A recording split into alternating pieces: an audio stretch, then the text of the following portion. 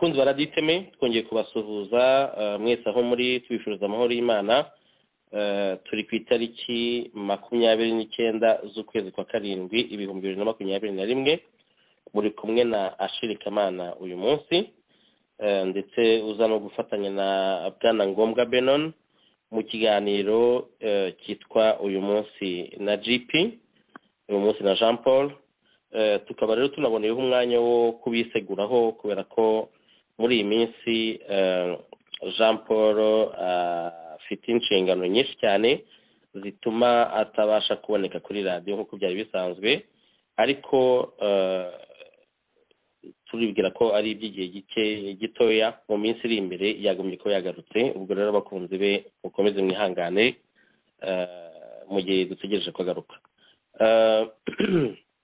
Uyu munsi turakora ikiganiro kigufiya kijyanye mu by'ukuri gisa nk'igikurikira icyo twakoze ubushize, aho twabagejejeho uburyo ishyaka rya RPF riri ku butegetsi bwo mu Rwanda risa nk'iritagifitanye isano n'abaturage b'Abanyarwanda, kubera yuko imikorere yabo, imyitwarire yabo, aho bashyize inyungu zabo bwite usanga bitungukira abaturage. Twerekana ko leta mu by'ukuri iba ifite imikorere nk'iyo ngiyo iba itakiri leta. Iki ni kimwe.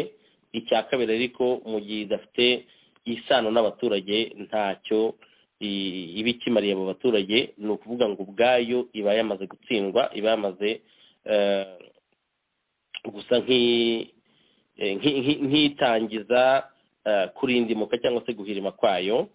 Ariko nge ku bwanjye, wenda uwo tuza kwifatanyiriza kugira icyo bivuga, ariko ku bwanjye ishyaka rya RPF dukurikije amateka yaryo, dukurikije ibyo baharaniye kuva bashingwa bagashoza n'urugamba mu 1990 kugeza uyu munsi, navuga ko batsinzwe.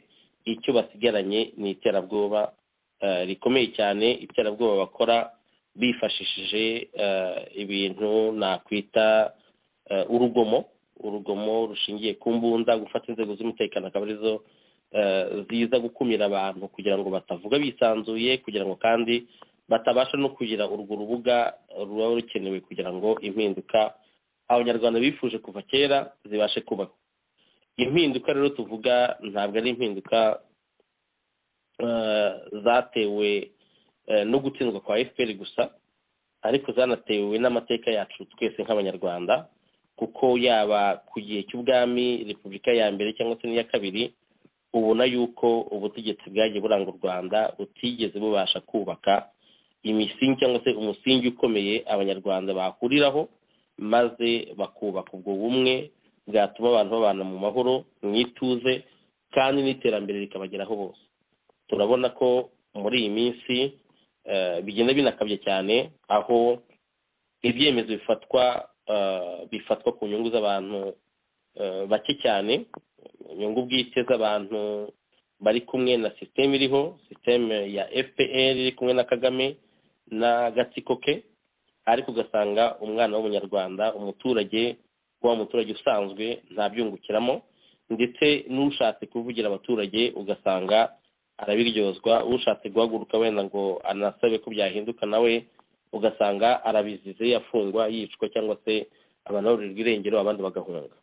Ibi rero nibyo bituma twese duhaguruka tukavuga duti ntabwo twaba abantu bindeba, ntabwo twabirebera ibi bintu, kubera ko twifitemo ikintu nakwita patriotisme, ni ukuvuga gukunda igihugu.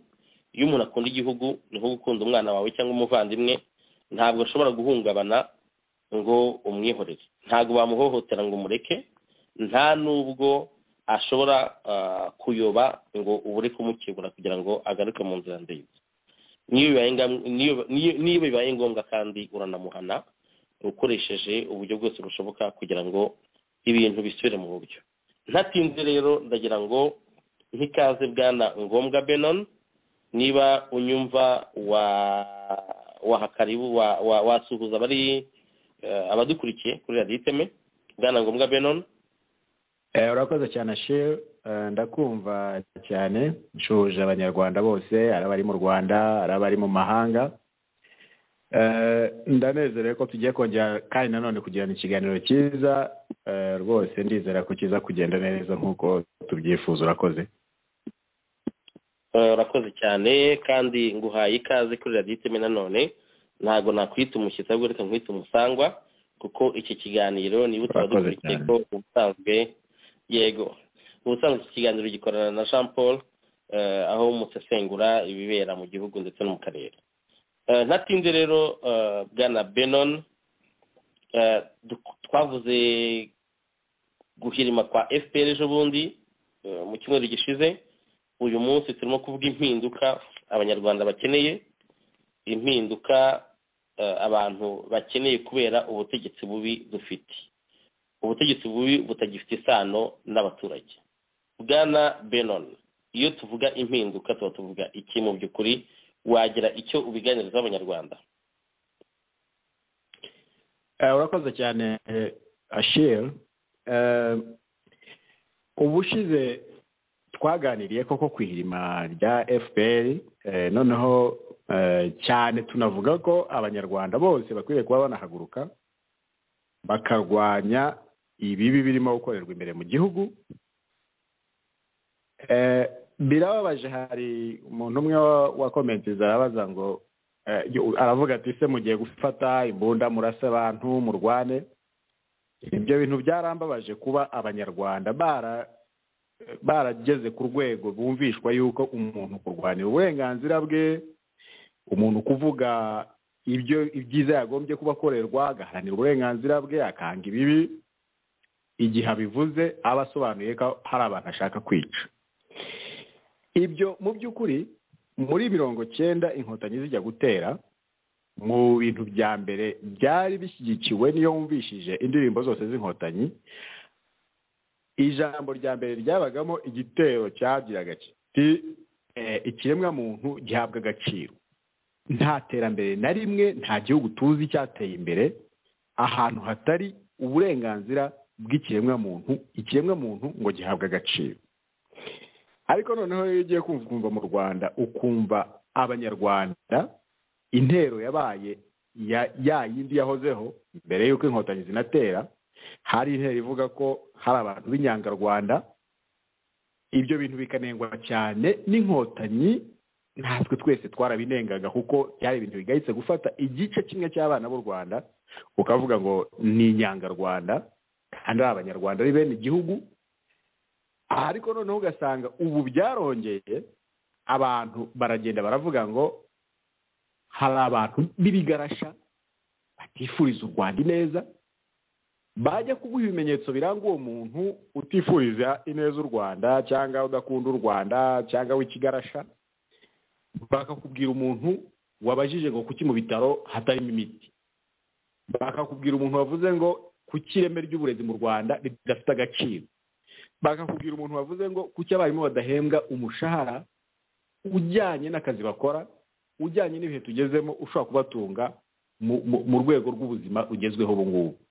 uwo muntu ugasanga ibyo bintu yabajije bifitiye ineza igihugu, bifitiye ineza abanyarwanda, bigahindurwamo ahubwo ko ngari umwanzi w'igihugu.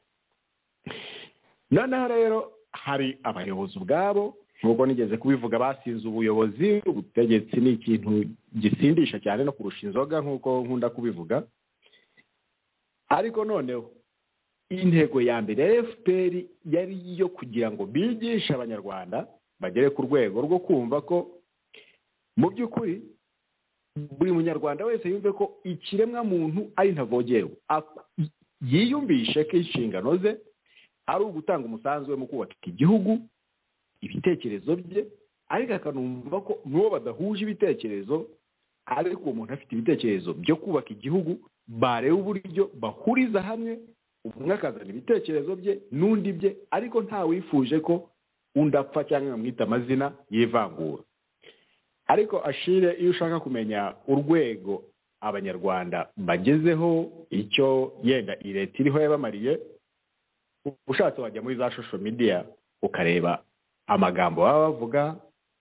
yenda tuvuge nk'igihe Kizito yapfuye, yishwe, noneho ukajya kumva amagambo ari kuri social media, ugasanga umuntu araza akavuga ngo ngo reka apfe yizize ngo Kizito n'ubuzito bwe. Biba bivuga ko abantu aho kugira ngo bahinduke abantu muri iki kinyejana cya 21 ahubwo ibitekerezo byabo biracyari ibya kinyamaswa.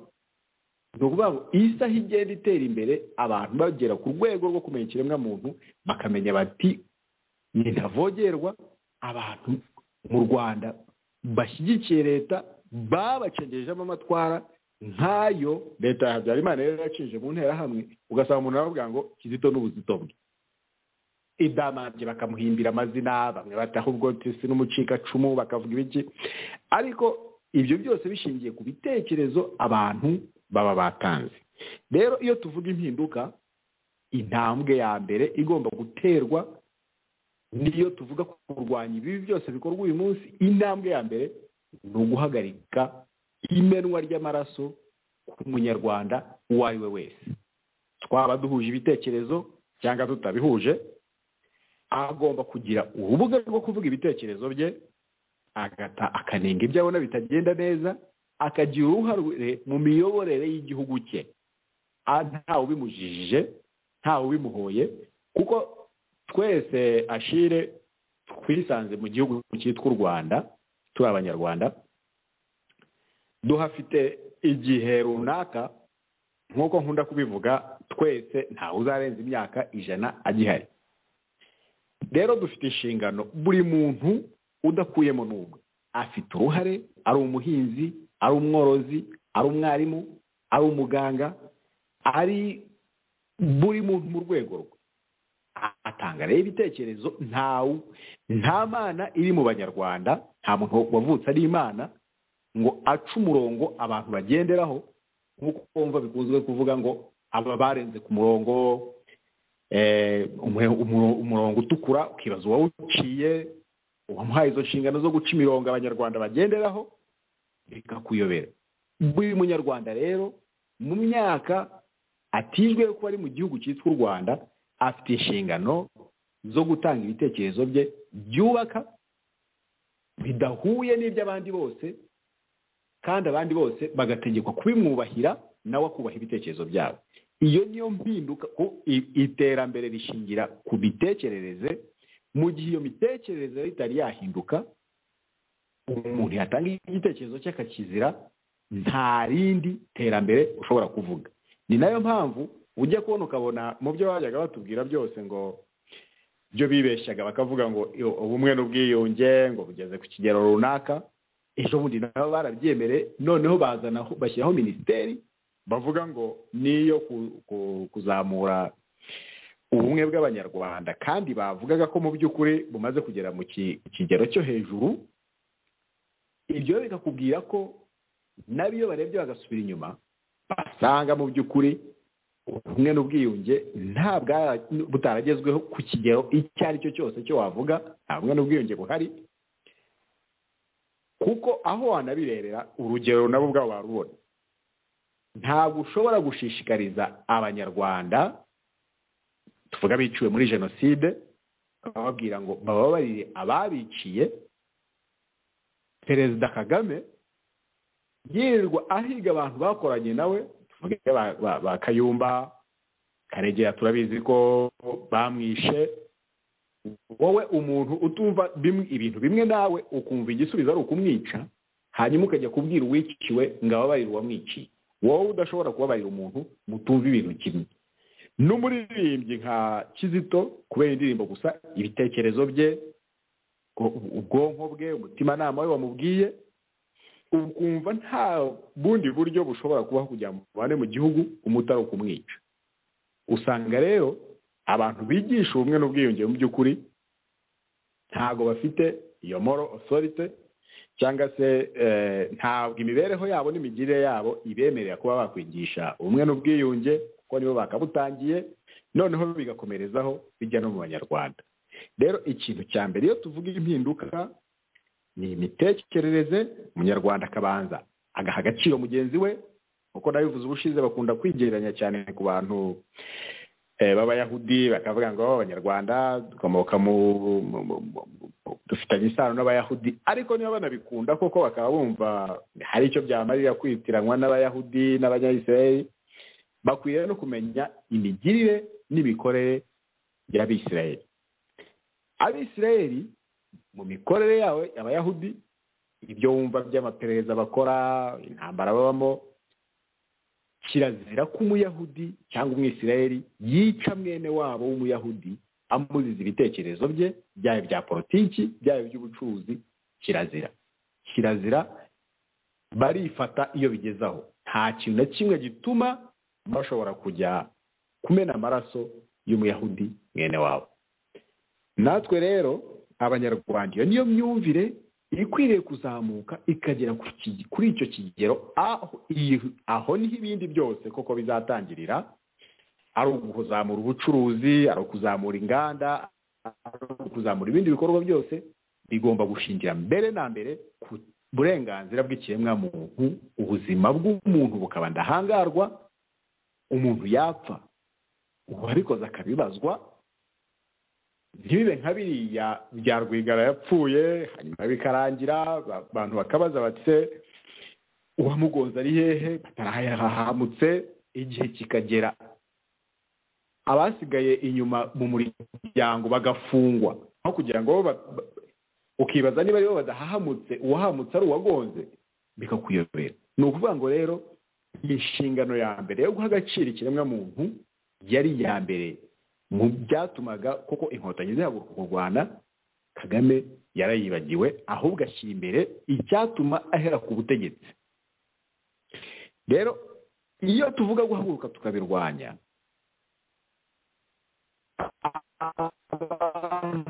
maze gutera bavuga ko biba bishyiramo guhaguruka ngo bamene amaraso nabo. Ubu tuzi ko ahantu hose, nabivuzeho ubushize, muri Isirayeli tuzi ko leta yahindutse, Netanyahu atakirimo, muri Trump nta kintu ku buyobozi, ntabwo byigeze bisaba ko hari amaraso ameneka. Noneho rero iyo dufite iwacu leta yo yumva ko uyibwiye ati nyamuneka nimukora ibi, bakumva ko igisubizo ari ukwica, icyo gihe hasabwa ko habaho ihinduramyumvire ku banyarwanda bose. Noneho abayobozi abategetsi bafite iyo myumvire mibi yo kwica abaturage bayobora bakazasigara mu by'ukuri batagifite abantu bayobya mu bwonko. Izo nizo nshingano. Iyo tuvuga guhinduka, guhaguruka abantu bakarwana, ni ukwitandukanya. Abantu batukanya n'imigirire mibi, bakitandukanya nabo bashobora mu bwicanyi, kuko igihe nikigera leta igahirima, abategetsi bariho bakavaho, ubwabwo ibikorera Abanyarwanda. Ariko n'Umunyarwanda wagize muri ibyo bikorwa avuga ati, akigira mpemuke ndamuke, akavuga ngo uyu munsi ndabivuga, ndakora ubuhemu, nkagira ibyo byungukiramo, icyo gihe nikigera azabibazwa nk'uko wumva interahamwe zihigwa ku isi hose. Rero icyo nicyo tuba tuvuga, buri munyarwanda agomba kugira imyumvire yumva ko afite uburenganzira ku gihugu, kimwe nk'uko umunyarwanda wese mugenzi we afite uburenganzira bwo gutanga ibitekerezo bye atabizize. Buri munyarwanda akirinda uwamushora mu bikorwa byo kwicana ibyo ari byo byose. Iyo myumvire niyo tuzashingiraho tugera ku rindi terambere iryo ari ryo ryose. Urakoze Ashimwe. Urakoze cyane Benon kuri ku busesenguzi ukoze ndetse n'igitekerezo utanze gikomeye cyane, gushingira impinduka mu guharanira uburenganzira bwa kiremwamuntu, kumva yuko ubuzima ari ntavogerwa, nta muntu ushobora kubukoraho. Ibi ni ibintu bikomeye cyane kandi ubona ko ari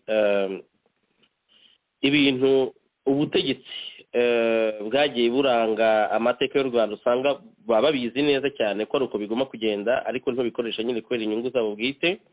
Ariko ugasanga mu baturage kubera ibyaterabwoba twavuze, kubera imbunda, kubera no gushaka guteranya abantu, kumvisha ko ikibazo ari ubwoko cyangwa se aho bakomoka cyangwa baturuka cyangwa se ngo baje bavuye, usanga biyobya abaturage, ugasanga ntibamenya neza impinduka bakeneye ni iyihe. Kuko impinduka nk'uko bivuze, hari impinduka ikorwa ikaba umusingi ku mpinduka zose zakurikiraho. Iyo ngiyo uvuze yo kuba umuntu yavuga ati tugomba guharanira uburenganzira bwa kiremwamuntu, tugomba guharanira yuko ubuzima bw'umuntu butavogerwa. Harimo inyungu nyinshi mu gutekereza uko kuntu. Iya mbere, kumva ko ubuzima ari ntavogerwa biguha agaciro ko kumva ko nawe ubwawe ubuzima nta muntu ugomba kubuvogera. Ariko ntushobora kwibeshya ngo uvuge ngo nzavogera ubuzima bw'abandi, ubwanjye buzakomeza kubaho. Ibyo nibyo benshi bagiye bibeshya mu mateka y'u Rwanda, ugasanga bavogera ubuzima bw'abandi cyangwa se babigizemo n'uruhare, babaye abafatanyacyaha, baragambanye, ariko ugasanga amateka araje ababajije ibyo bakoze cyangwa se bahuye n'ibintu twavuga wenda nk'ubutabera bubabwira buti mwakoze ibyaha ibi n'ibi mugomba kubyishyura.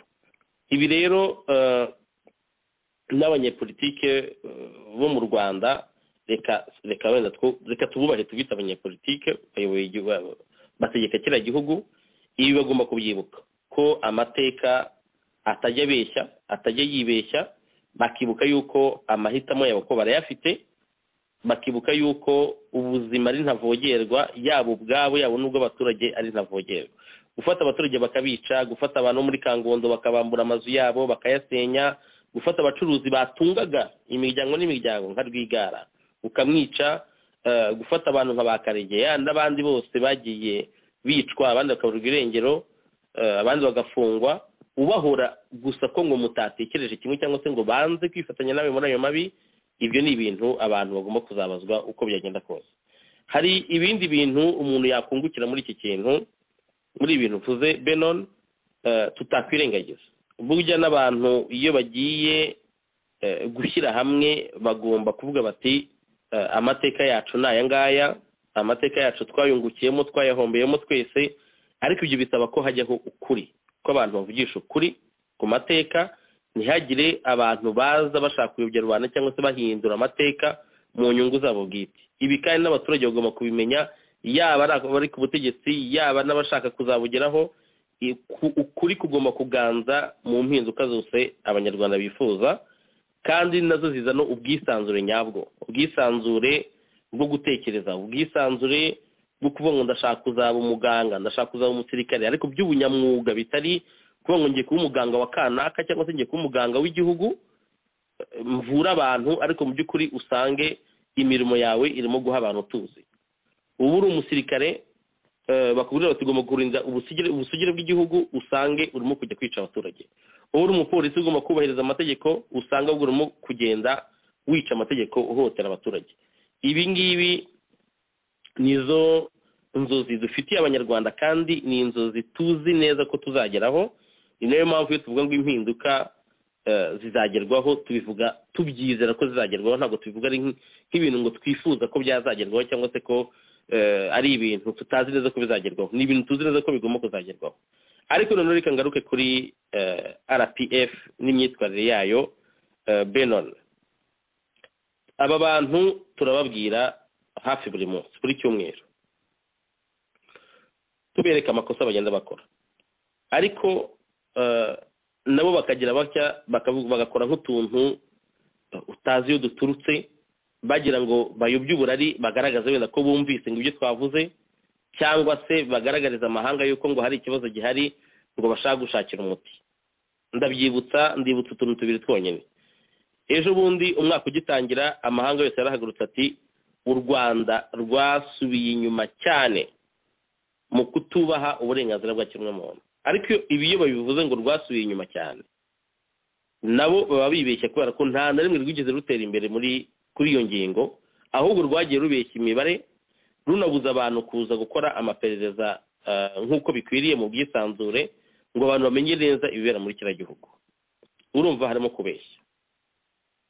Barabakibura. Minisitiri Busingye Johnson ati twumvise kandi inama mwatugiriye tuzazikurikira.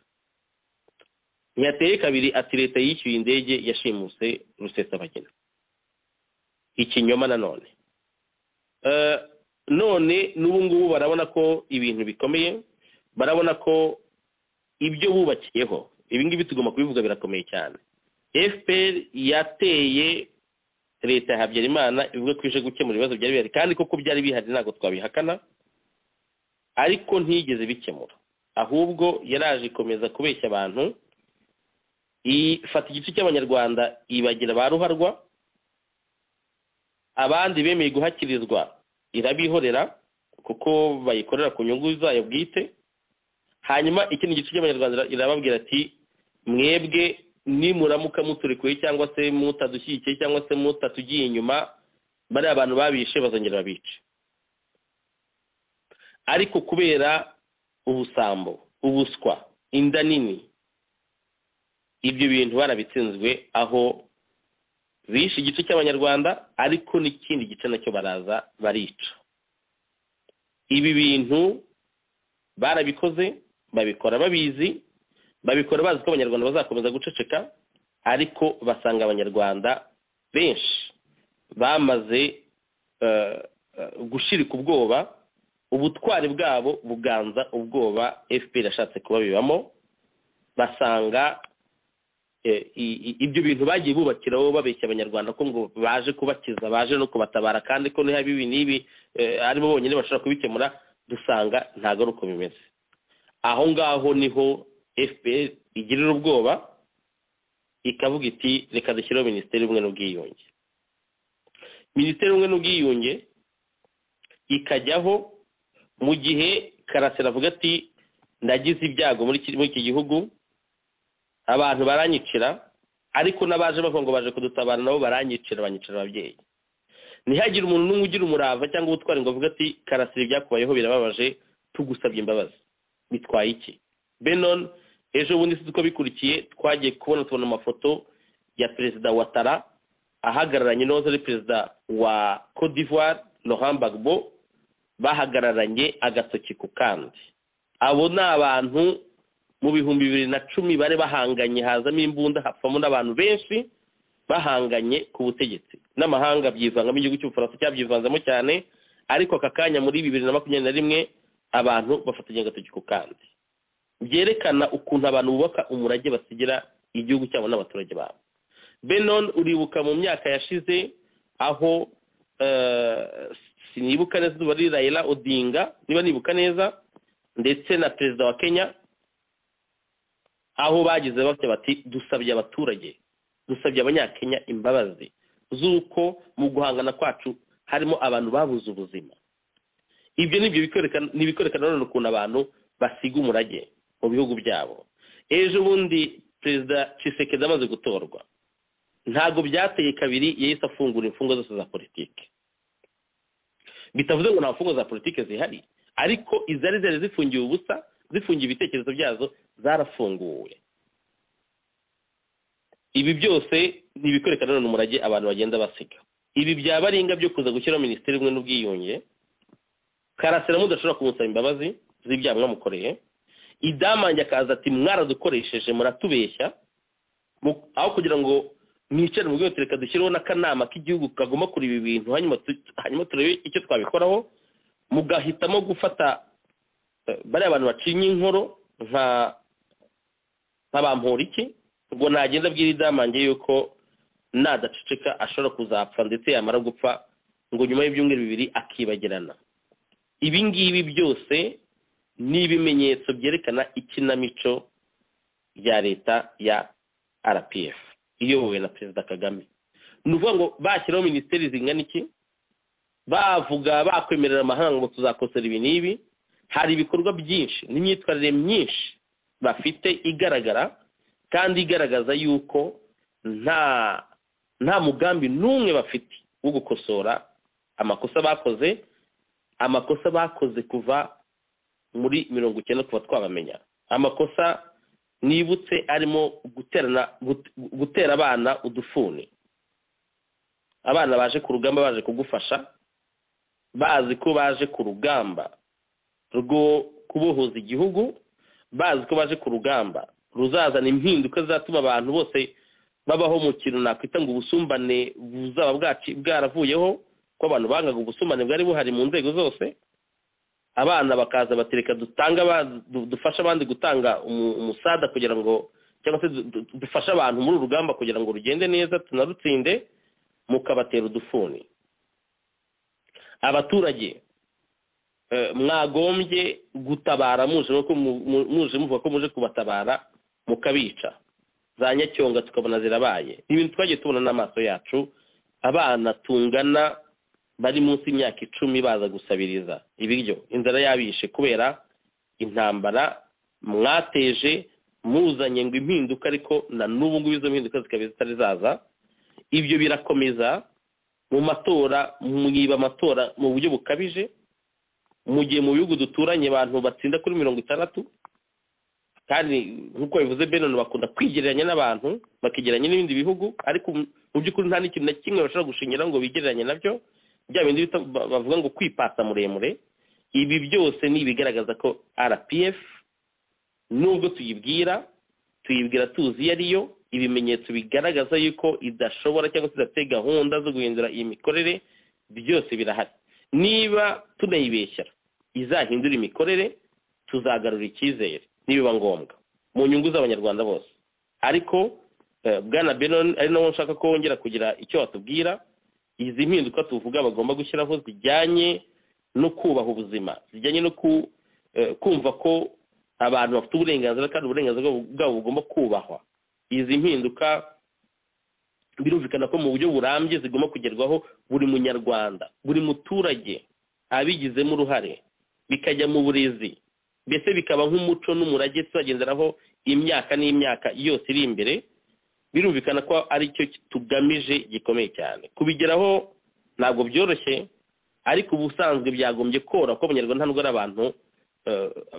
abantu bagoye abanyarwanda kugerwaho byagerwaho abanyarwanda bose babigizemo uruhare ariko bishobora no kugerwaho mu buryo bworoshye iyi FPR iramutse yicaye Perezida Kagame akicara akavuga ati reka ndeka abantu bakoresha ubwenge bwabo reka ndeka abantu basubira inyuma mu mateka reka ndeka abantu bashyira ukuri mu buryo bagomba gushyira kuko niba ari n'ubukungu bashaka barabubonye bamaze kubwigwizaho ubundi bashaka burajya hehe bakorera inyungu z'abaturage bemere habeho ibiganiro n'abaturage bemere habe ibiganiro n'abatavuga rumwe nabo amahoro atahe mu bana b'abanyarwanda bose ibyo bitabaye nibwo usanga abantu bashaka izi mpinduka kandi bakitegura kuzinyuramo cyangwa se kuzigeraho binyuze mu nzira zose zishoboka ariko nkatwe nk'urunana dushyize imbere inzira y'ibiganiro tuzayikomeza ariko Benon ndagira ngo usobanurire abaturage b'abanyarwanda izi mpinduka bamaze kubasobanurira neza izo arizo n'inyungu bakuramo tumaze kubivuga ariko izi mpinduka birasaba kwikuramo ubwoba ariko se kwikuramo ubwoba koko bituma impinduka zibaho ndagira ngo ugire icyo wavuga kuri iki kintu cy'uburyo impinduka zagerwaho ariko izi ngizi tumaze kuvuga zo guharanira uburenganzira bwa kiremwamuntu ijambo ni iryawe Benon. Urakoze cyane Ashire uvuze ibintu bikomeye cyane utanze urugero rujyanye na Alassane Ouattara hamwe na Gbagbo bo muri Cote d'Ivoire tuzi ko muri 2010 koko habaye amatora hanyuma Laurent Gbagbo agatsindwa ariko akanga kuva ku buyobozi noneho abari bashyigikiye Ouattara n'abari bashyigikiye Gbagbo bakaza kurwana ndetse hakaza kuba iyo myigaragambyo igapfamo abantu benshi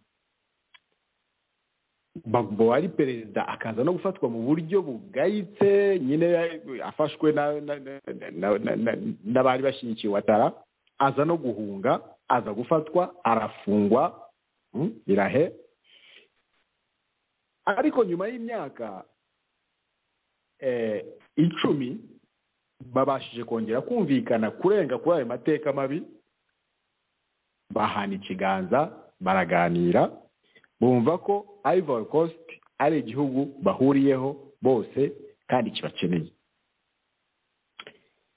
utanze urundi rugero rwa Raila Odinga na Uhuru Kenyatta nabo koko tuzi ko bigeze gushyamirana ariko ubu ejo bundi twabonye bari kumwe tuzi Bugande yuko hari Museveni wari ufite Kizza Besigye ari umuganga ari personal doctor mu ishyamba bagiye bari mu mirwano yo kugira ngo bakureho ubutegetsi bwa Obote ariko nyuma yaho inzira ibitekerezo bakaza kugira ibitekerezo bitandukanye by'uburyo babona igihugu cyagombye kuba kiyoborwa, ariko ntabwo Museveni yigeze agira umutima wo kuvuga ngo uyu muntu reka mwice, ndetse tuzi ko mu matora ya Somalia yari ariyo hambere aho Besigye yoherejwe nk'indorerezi ihagarariye, yoherejwe n'Ubugande, agatangwa n'Ubugande akagenda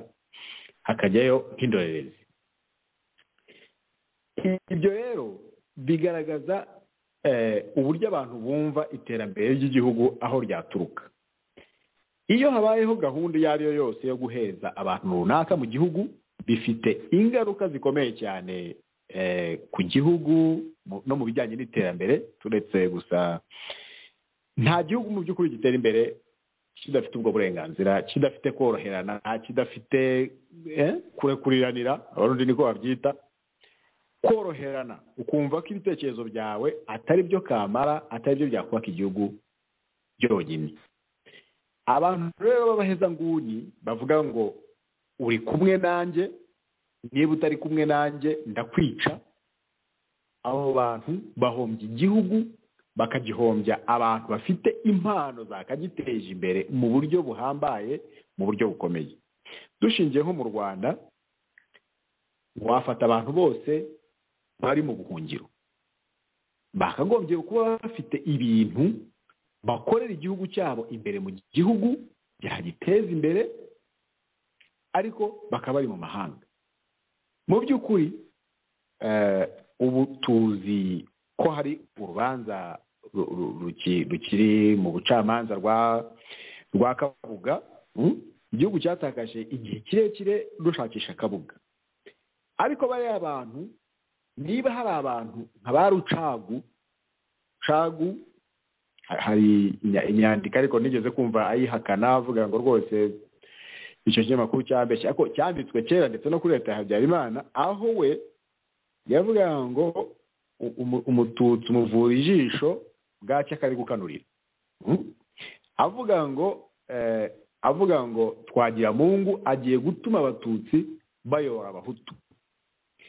Uwo muntu wari ufite imyumvire nk'iyo, kubera ko yaje akemera kugusingiza nk'uko yasingizaga Habyarimana, akemera kurebera ibibi ukora nk'uko yareberaga ibibi bya Habyarimana, nabwo agaceceka, ukavuga uti wowe rwose noneho ntihazagire ukuvugaho, vaye wicaye, n'ibyo wavuze mbere biribagiranye. Ariko mu by'ukuri ukareba umuntu nka Twagiramungu wemeye guhara ibyo yari kunguka, nawe akomye amashyi akayakomera Habyarimana, ariko akavuga ati abanyarwanda bose batahe binjiye mu gihugu dufatanye, ariko kubera ko yakweretse aho utagenda neza, ati nyamuneka tunganya iki, kora iki, ukavuga uti wowe ubaye igicibwa. Ibyo ni ibintu bibi cyane. Na ba Kabuga nk'uko bababariye ba Rucagu bakaba bari mu gihugu, bo uretse ko banababariye nabi, batigeze basaba imbabazi abanyarwanda cyangwa se n'iki, mu by'ukuri umuntu yakwiye kuba ababarirwa ari uko yumvishije yenda ibibi yakoze akabyihanira abanyarwanda, ntabwo ari ukubyihanira Kagame cyangwa se n'ubutegetsi, ni abanyarwanda. Nyuma yaho akinjizwa mu gihugu, impano ze zigakomeza kugira igihugu akamaro. Ariko noneho iyo umuntu atsimbaraye akavuga ati Karegeya ntabwo ashyigikiye uburyo nica abantu, aturinda mwishe, ni ukuvuga ngo kugira ngo igihugu kizajye kongera gufata umwana muto akure agere ku kigero nk'icya Karegeya, akora imirimo nk'iyo Karegeya ari gukorera igihugu, ni ibintu bitwara imyaka nyine nk'iyo Karegeya yari afite. Ni ukuvuga ngo uba usubije igihugu inyumaho imyaka 40 kugira ngo kizabashe kurera umuntu ugira impano nk'izi. Kandi tunabizi ko umuntu afite identite, afite ubushobozi bwe, nta muntu ku isi ugira ubushobozi nk'ubwundi. Igihugu iyo kivukije umuntu ukamwica cyangwa se ugatuma b'impunzi, ibyo akamariye igihugu ntabikore, ni ukuvuga ngo uba uhombeje icyo gihugu ubuzima bwacyo bwose. Nta muntu uzongera kubaho kuri iyi si umeze nka Karegeya, nta muntu uzongera kubaho kuri iyi si umeze nka Sendashonga, abantu bafite ubutwari bwo guhagarara bakavugisha ukuri. Ni ukuvuga ngo hazaza abandi, hari abandi bantu b'intwari bahari, urahari Ashire n'abandi barahari batinyuka bakavuga, ariko hari icyo abo bantu umugizi wa nawe umutegetsi ufite ibisazi mu mutwe, iyo afashe umuntu akamwica aba ahombeje igihugu impano idashobora guturuka ahandi hantu aho ariho hose. Kuko nk'uko nabivuze, miliyoni 12 zigiye kuba na 13 z'abanyarwanda, abo ni abantu benshi, ariko buri muntu umwe afite umuganda atwerera ku gihugu, bigatuma igihugu kizamuka. Noneho rero ikindi, iyo habayeho umurongo abantu kuvuga ngo nta kurenga umurongo, uwo murongo hakaba hari umuntu wawushyizeho atari Imana, ari umuntu ukora amakosa nk'abandi bose, ariko wakigira Imana ukosora abandi, akamenya barenze umurongo abawugize bate, ni ukuvuga ngo ubuhombeje igihugu ibintu bita creativity, ibintu byo guhanga udushya, kuzana ibitekerezo bishya, umuntu kwicara agatekereza akavuga ngo ni akahe gashya nazana kakubaka society yanjye y'igihugu mbamo, ibyo bintu bihagaritse. Niyo hantu usanga abantu bose amashyaka ya politiki, nigeze kubyumvaho ubushize wari ufite ikiganiro na Tabita mubivugaho, hari ishyaka ndaryibagenera IDPR cyangwa se something like that, ryaravuga ngo bashyigikiye ko barasaba ko Kagame yazaba umukandida kongera akiyamamaza. Ni ukuvuga ngo uba wakuyeho abantu ubwonko bwo kwicara ngo batekereze, aho bose bakaba bavuga ngo ni iki navuga kigashimisha umuntu uri ku butegetsi. Icyo gihe iyo bimeze gutyo, usanga mu burezi nta muntu uzana udushya, mu buhinzi nta uzana udushya kuko hari imirongo washyizeho itukura batarenga, mu nzego zose nta dushya tubaho, ahubwo abantu bose ahantu hari miliyoni 13 zakabaye buri yose izana expertise cyangwa ibitekerezo byiza ifite bigateza imbere igihugu, noneho bose barakurikira umuntu umwe, ahayobye bakayoba,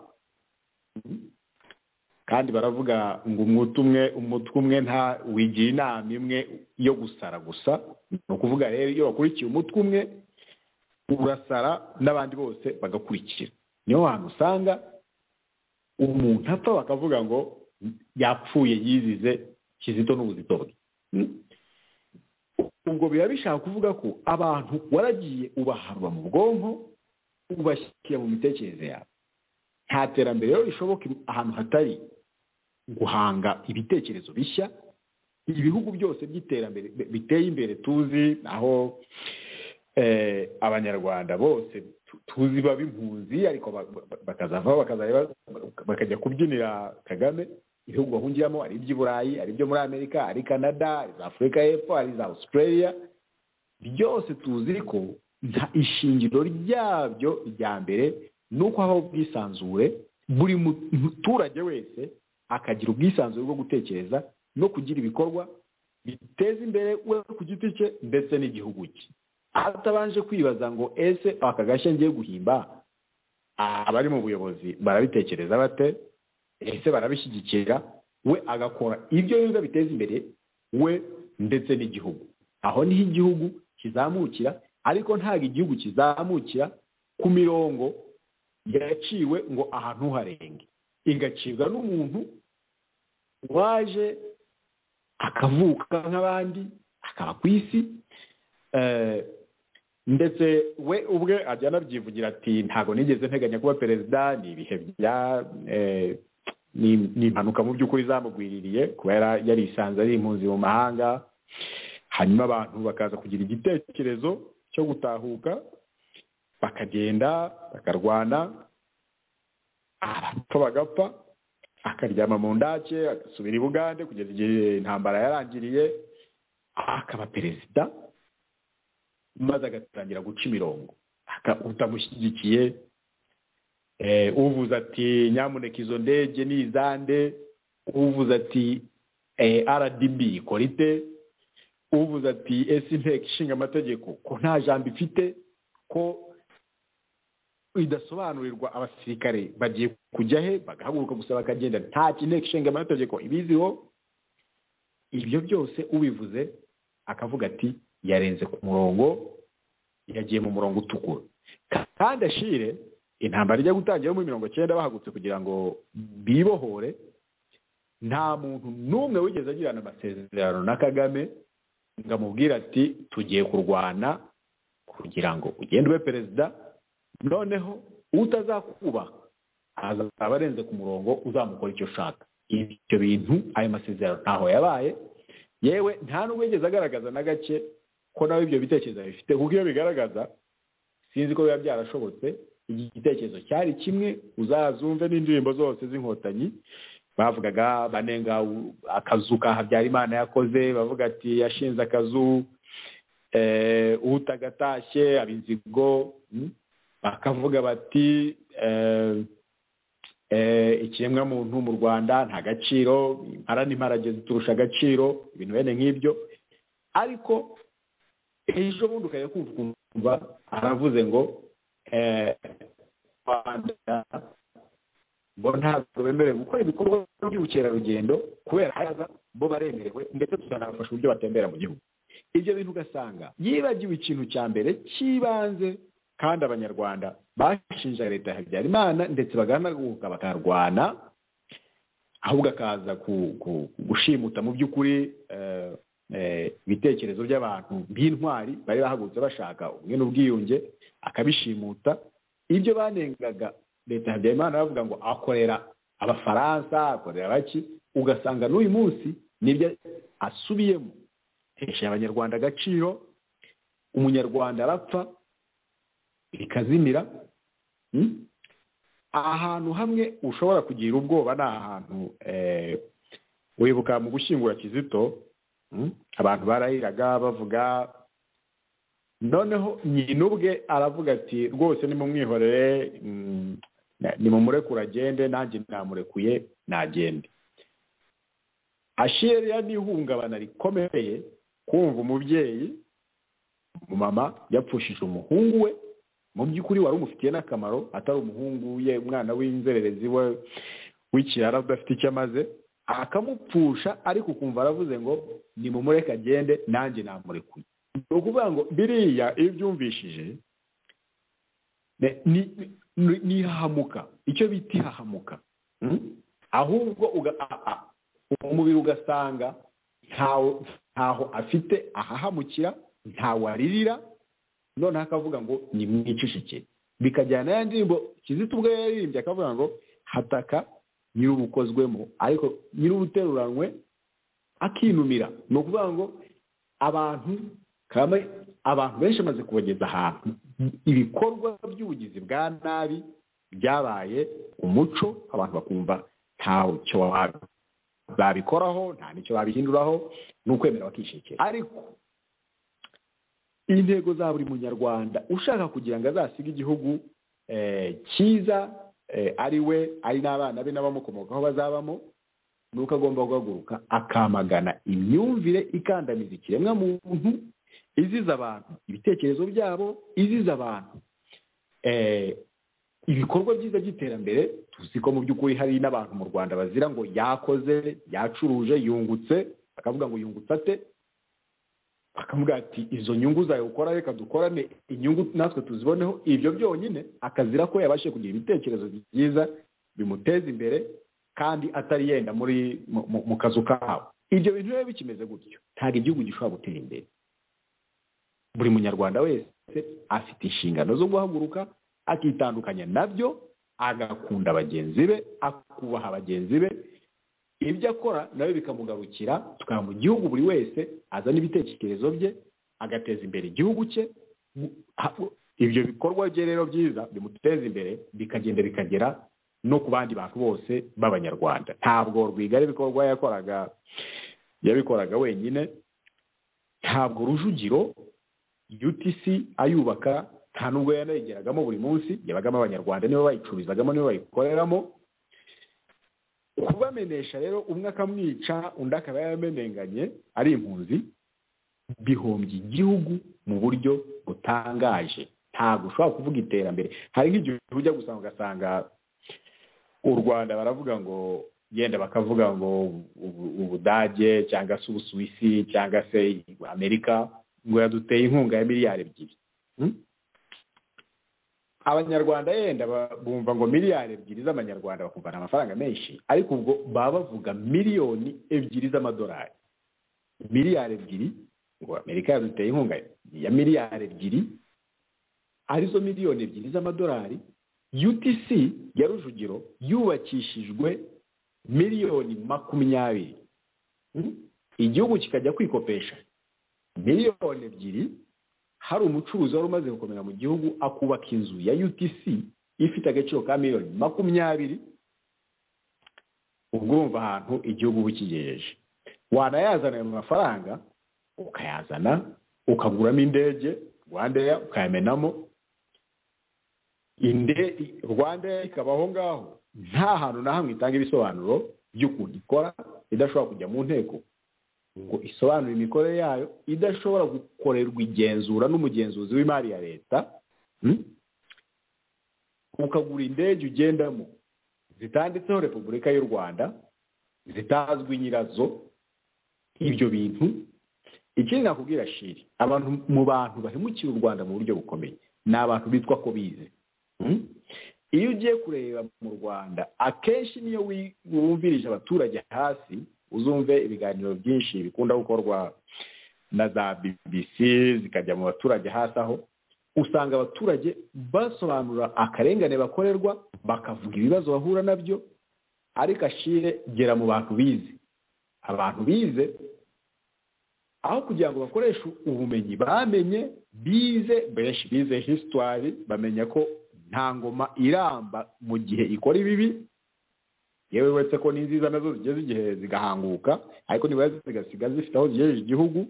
Noneho imbi yica abantu barabizi ko mateka yose yabaye ku isi nta nimwe yabayeho burundu, igihe kiragera zigahirima kandi zigahirima nabi, ariko bahisemo gusiba ayo mateka bize, ahubwo bajya mu ruhande rwo kubeshya Kagame mu businzi bwe yasize ubutegetsi, bakamubwira ati uri impanga ya Yesu, ahubwo harimo n'abanyamadini. Ubwo Ashire wibaza nk'iyo habaye amasengesho yo gusengera igihugu, Kagame akaza agahagarara akavuga, agatangira kuvuga ku rupfu rwa Karegeya, akavuga ati n'abandi bose it's a matter of time.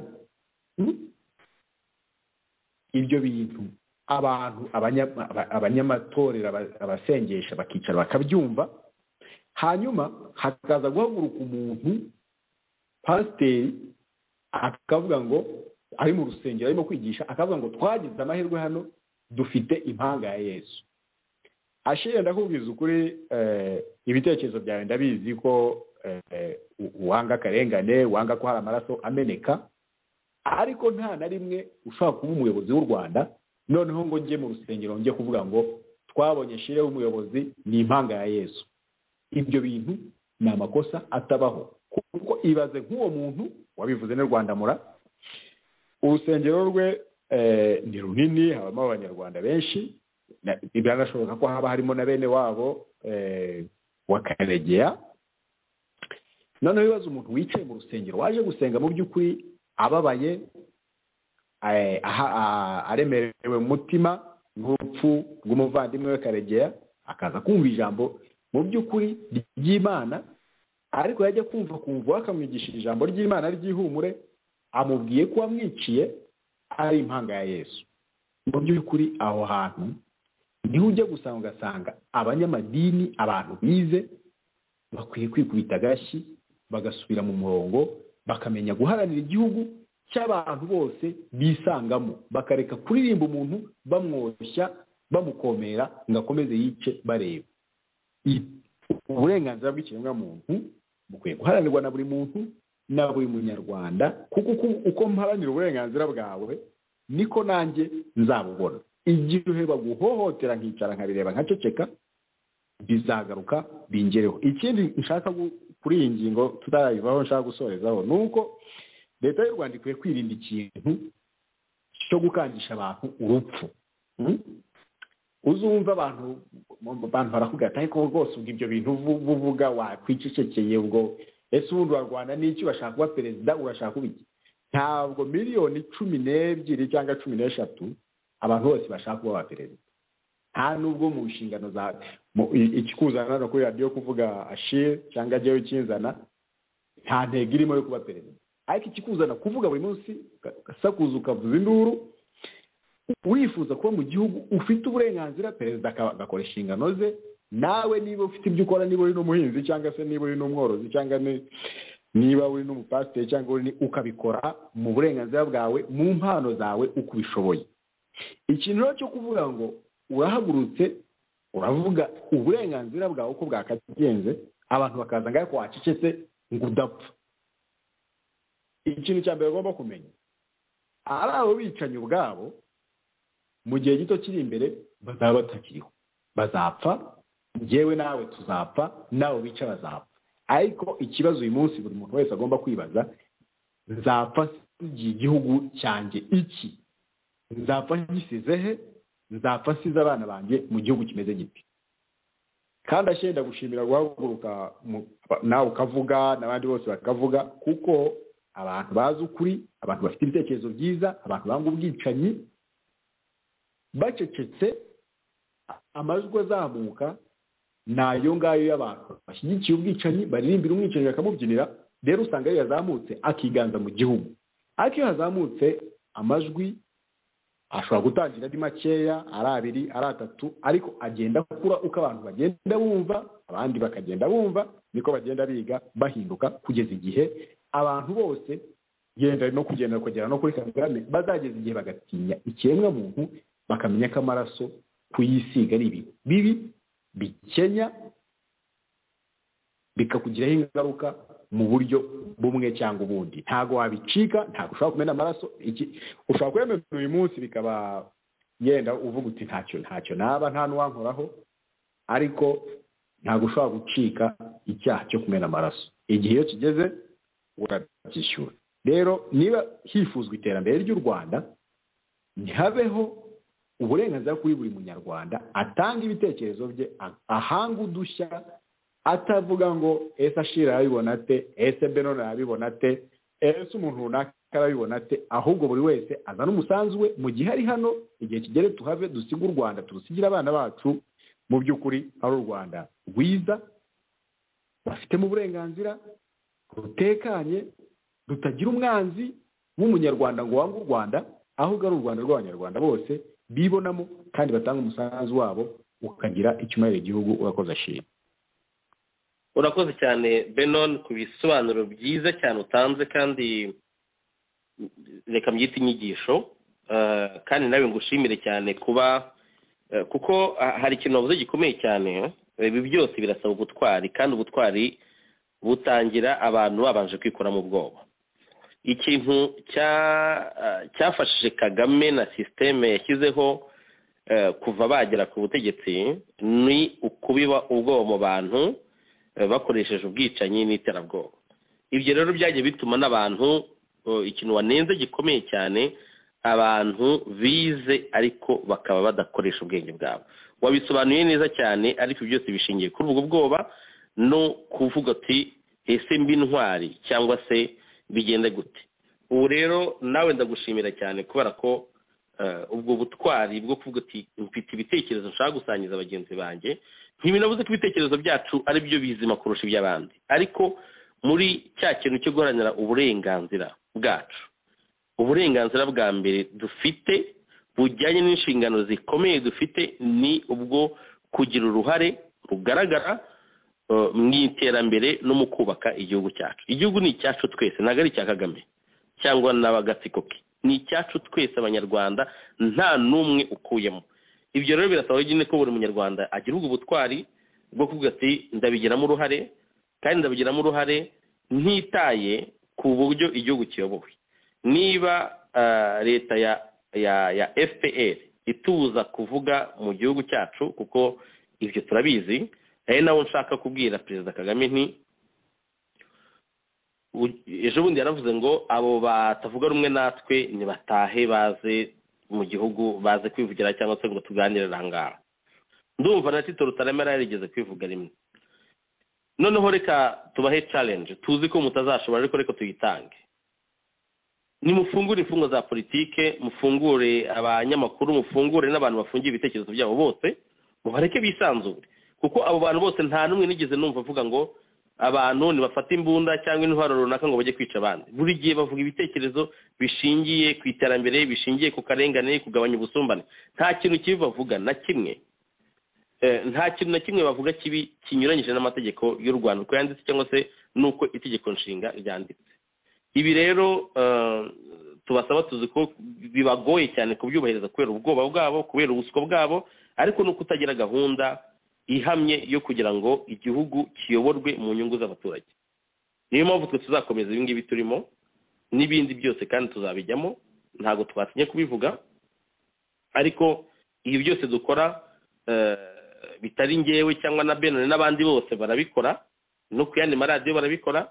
Ni ibintu bisaba ubutwari, tunashimira abantu bose b'intwari bahagurutse bakabivuga, kandi bisaba no gukunda igihugu bya nyabyo. Iyo ukunda igihugu bya nyabyo, imvugo zawe zirangwa n'imvugo zibirimo inyungu rusange, ntabwo zishobora kuba ari imvugo zirimo igice kimwe cy'abanyarwanda, ni imvugo zirimo inyungu rusange. Ubwo rero Benone ndagushimira cyane, ariko mbere ko turangiza ikiganiro cyacu ndagira ngo mbanze ndarikire abakunzi ba radiyo Iteme ko kuri iki cyumweru tariki ya mbere z'ukwa munani 2021 ku isaha ya saa sita isaha ya Ottawa hateganyijwe ikiganiro kizaba cyateguwe kandi kikayoborwa na Madamu Tabita Gwiza. Ikiganiro kizaba kirimo abandi bari n'abategarugori, aho bazaza gufatanya kwibuka umuvandimwe wabo, umusangirangendo wabo watuvuyemo, Madamu Esperance Mukashema. Nkaba mboneyeho gukomeza gufata mu mugongo umuryango we, ndetse nifuriza Madamu Esperance Mukashema iruhuko ridashira, ariko nanamubwira yuko ibyo yatangiye muri urugamba turimo, nubwo we yagiye urugamba rutarangiye, ariko urugamba tuzarukomeza kandi tuzarutsinda.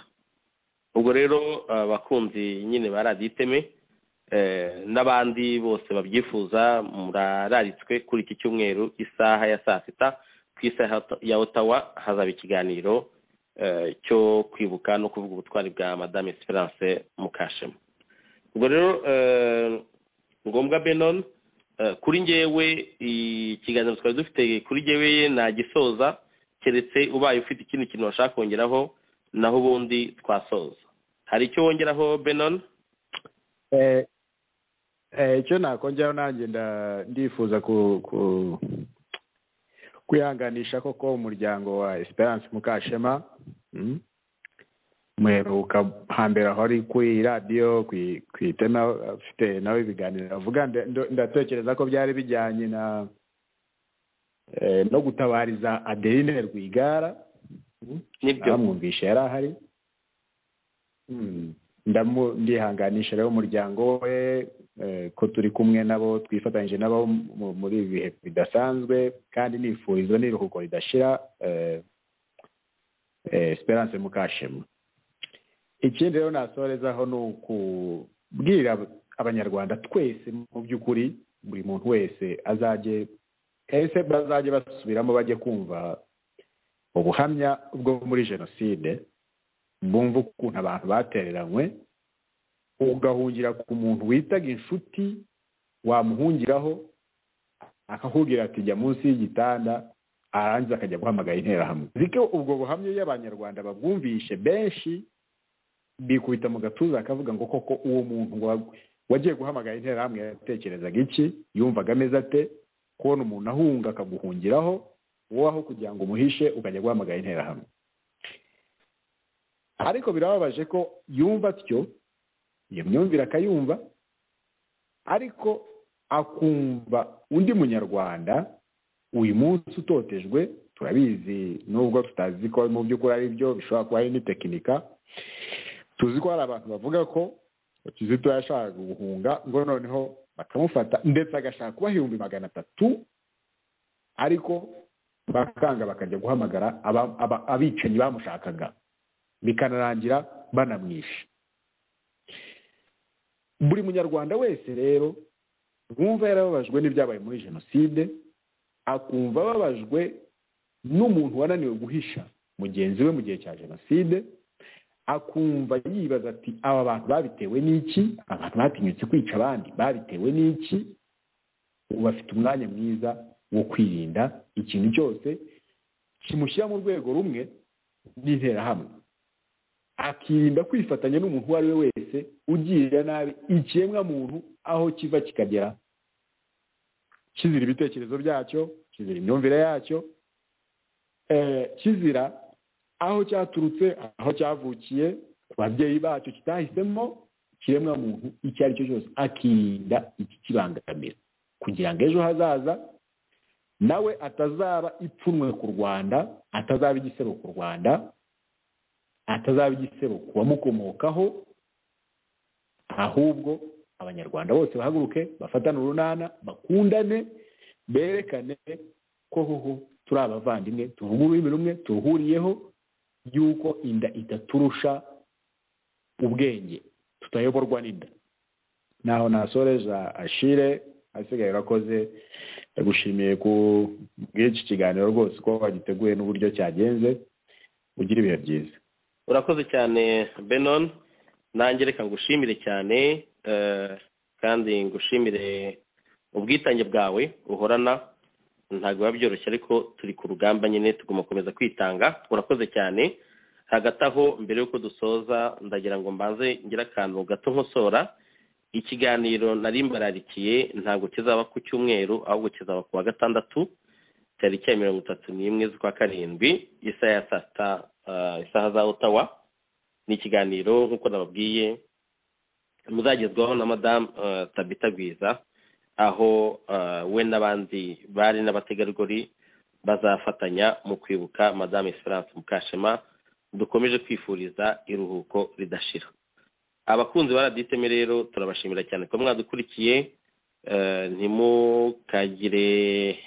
Ntimugatangirwe n'ikintu kimwe cyatuma mutwandikira, yaba muri commentaire cyangwa se mwatwandikira ku ma email yacu, twarayatangaje mutugezaho ibitekerezo, yaba ibyo twakosora cyangwa se n'ibyo mwifuza ko twagabaganirizaho, nabyo mwabitubwira. Urubuga rurafunguye. Turabashimira, tubifuza amahoro y'Imana mwese. Murakoze.